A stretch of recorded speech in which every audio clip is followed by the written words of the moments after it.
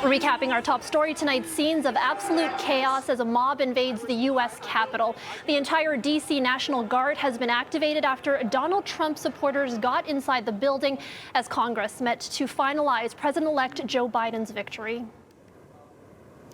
And Richard Southern joins us again. Richard, you've been on the 680 News business desk all afternoon, monitoring how the markets are reacting to those scenes of insurrection.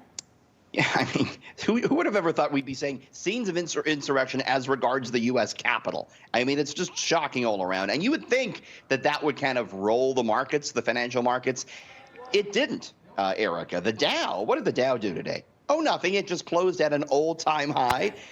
Yeah, the Dow was up more than 400 points. You see it on the right-hand side of your screen. TSX looking pretty good, up more than 100. Investors, they kind of brushed that aside, those pictures we're looking at now. They were more concerned with another story out of the U.S., the Georgia runoff elections. Traders like the fact that there is political clarity in the states, that, you know, the Democrats control all houses of parliament down there. And so investors are thinking, well, there's going to be, you know, more fiscal stimulus passed. We saw cannabis stocks rally. The thinking is Joe Biden will pass some cannabis legislation. So that kind of drove the markets today. You know, one thing that stood out to me, Erica, on the, the corporate front, Facebook and YouTube, both within the last hour, have pulled down that Donald Trump video that he put out. That's quite a move, don't you think?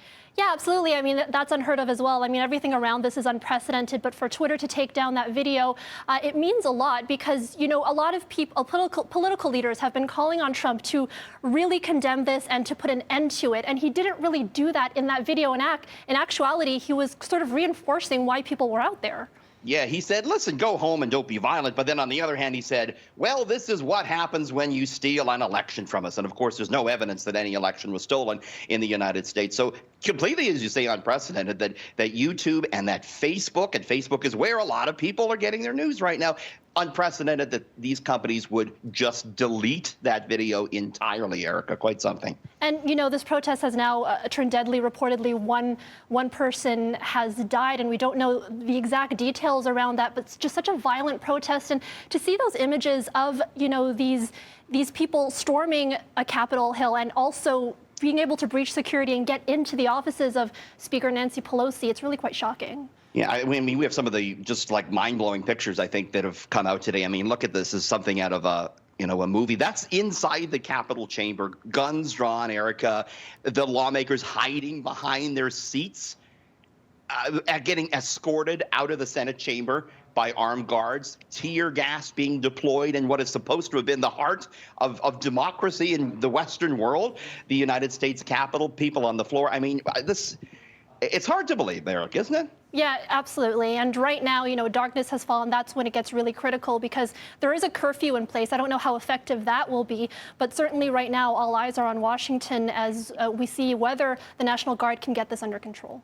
One thing really stood out to me just sitting back and watching this was, you know, and someone said this on CNN, Erica, is this the end as far as the Trump presidency is concerned, or is this the start of another movement?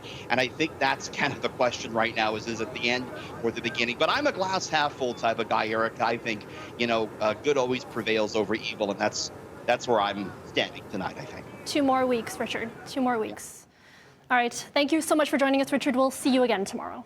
Thanks, Eric.